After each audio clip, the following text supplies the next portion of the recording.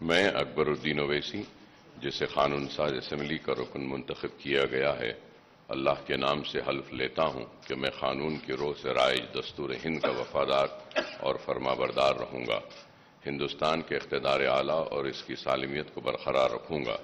اور اس فرض منصبی کو مجھے تفویض کیا جانے والا ہے پوری دیانتداری سے انجام دوں گا۔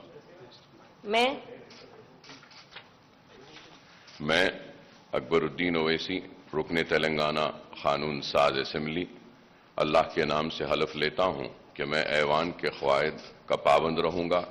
ان پر عمل کروں گا اور آداب مجلس کو ملحوظ رکھتے ہوئے ایوان کی روایات کا احترام کروں گا۔